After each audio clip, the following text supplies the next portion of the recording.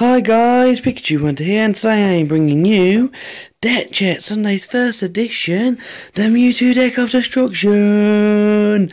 And starting off here, we have the Mewtwo X and Y promos number 107 with Damage Exchange, the Mewtwo from Breakthrough with Damage Exchange, and the Mega Evolutions, which is the Y evolution due to the Psychic Infinity attack, where it does 30 damage for each energy attached to both the active Pokemon of the opponents and your active Pokemon, and 10 base damage of its own, not affected by weakness. Next we have, by the way, I do apologise for the camera state, as I am having to use my phone as I have no camera equipment as of yet. I also play Hooper EX with the Scoundrel Ring ability, Honedge from Breakpoint, Doublade from Breakpoint, and Aegislash from Primal Clash. Now the reason why I play this Aegislash is because it has the ability Miracle Guard. Each of your Pokemon has no weakness.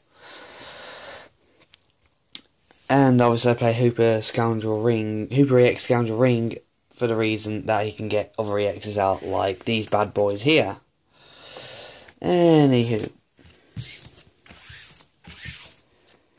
Next we have Zora and Zoroark, Remoraid and Octillery.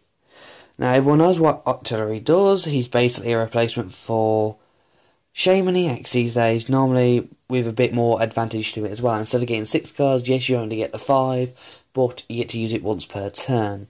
And you can use, say, you can have like 3 Octilleries on the bench and keep using it, so you're getting triple the amount. And with Zoroark, you all know he does standing. You can have a standing retreat attack with a different Pokemon, or standing and then actually use his attack Mind Jack, which does 10 base damage and 30 damage for each of your opponent's bench Pokemon. Next up we have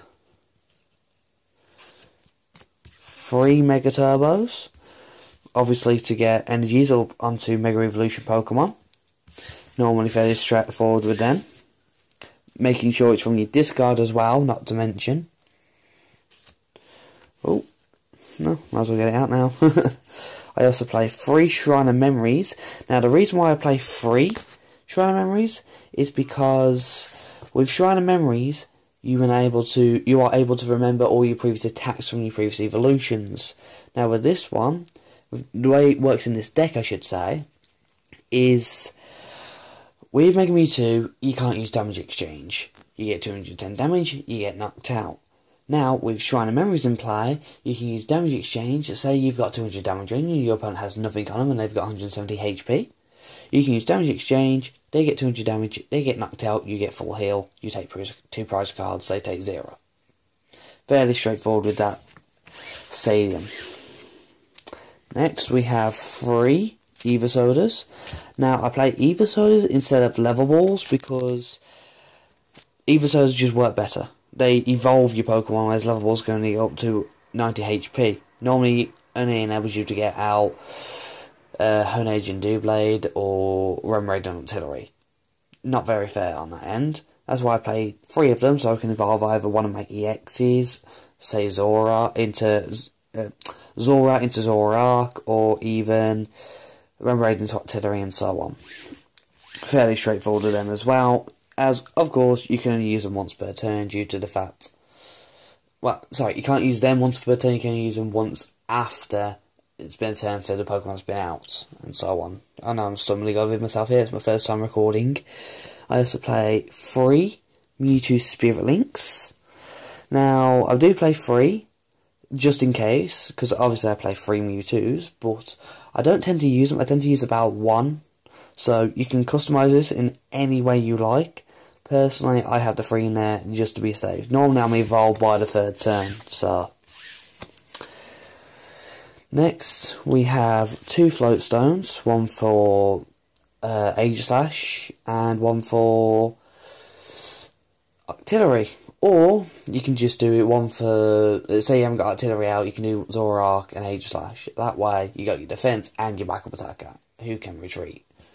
Personally, I don't normally attach a Floatstone to Zoroark. Next we have 2 switches in case you need to get a weakened Mewtwo out from the front because you don't have, say, a certain stadium in play, or just because, well, you got artillery up front, you can't afford to risk losing an energy, and you don't have a Flowstone attached, you play switch, there you go, he's out from the exit. Same with Zoroark and Doublade. Sorry, not Doublade, a complete idiot, ain't I? Aegislash. I also play 2 Professor's Letters, to obviously search my deck for energies, in case I'm dead desperate. That gets over half the energies out of the deck. Basic energies, that is. I also play a 1-1 line of Muscle Band, Tool Retriever, and Super Rod. Now, the reason why I play 1-1-1 line is, for Super Rod, for example, I'd rather be playing a Sacred Ash, but I can't seem to be able to get my hands on that at the moment. So, yeah, it's a bit of a scuffle at the moment. I do, again, apologise for the camera. I play Muscle Band just to get a little bit extra damage either on Mewtwo or even Zoroark. Normally I attach it to Mewtwo after I've played Tool Retriever to pick up, say, Muscle Band and a Spirit Link. So I'll just swap the 2 over and so on. And obviously I've just explained how I use Tool Retriever with the Muscle Band. Next I am showing you that I play 3 Birches. A lot of people say to play N said Birch because you disrupt both your opponent and you. Now normally this deck would probably work better with N, but personally I've had Birch in here for a while now, since before Fates Collide had been printed. I do apologise again, but anyway, you know what they do. Shuffle your hand into your deck. Flip a coin, you draw 4 or 6, 4 or 7, I should say. Next up, there is Pokemon Fan Club. I play 2 of these in case one gets prized. You know, always happens with these sort of cards. Normally you get a Hooper EX and a basic Pokemon like Mewtwo EX, or maybe even Remoraid, because I've already played another supporter a couple of turns back that I needed. And you'll see who that is very soon. I also play 2 Fishermen. Now, with me playing up to 8 Psychic Energies, that's basic at that as well, these, if they all end up getting discarded, these bring them right back and put them into my hand, and then I can just birch them back into my deck.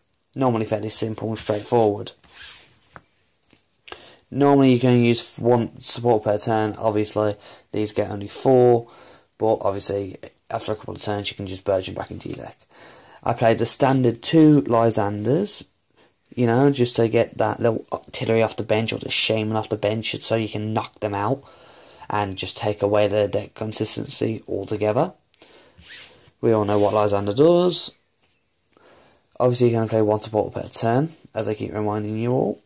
I play a 1-1 line of Wally, Battle Reporter, and Bridget, and a Z. And Pokemon Center Lady. Keep forgetting these cards, and I know the deck better than anyone. Yeah, I play a 1-1 line of these. Wally, in case I need to evolve into, say, Aegislash or Artillery dead quick. Battle Reporter, yet again, haven't got Artillery out. There's your consistency right there. It only lasts once, but it works. I play Bridget to get Remoraid, Honedge, and Zora out, obviously. Obviously, if they're already out, I can use it for an EX, like Hooper. I play AZ in case I need to get Hooper off the bench, or maybe a Pokemon out of the active position because they're about to get knocked out, sort of thing. And I play Pokemon Centilator to get rid of those poxy little freaking special conditions, heal 60 damage just to wind up your opponent and so on. But fairly straightforward then. Next we have 1, 2, 3 DCs, and there's a reason why I don't play 4, because with the DCs it normally goes, you play 1 for 1 Mewtwo, another 1 for another Mewtwo, 1 for Zoroark, right? And then you just obviously 2 energies for that Mewtwo, oop, losing the cards here, 2 energies for that Mewtwo, and then the remaining 4 would go on to the final Mewtwo. Normally you use all the energies in this deck unless they've been discarded in some way.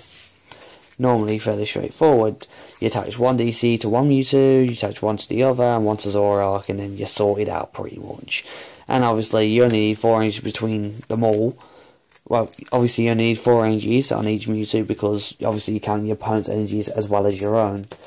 And that, folks, was my Deck Check Sunday for the week. I do apologise for the late upload. As I have said, this is my first recording. I hope you enjoyed it. Please subscribe, and I do apologise for the state of the camera and the microphone. We'll be getting recording equipment this following month. I'll see you later. The Pikachu Hunter out.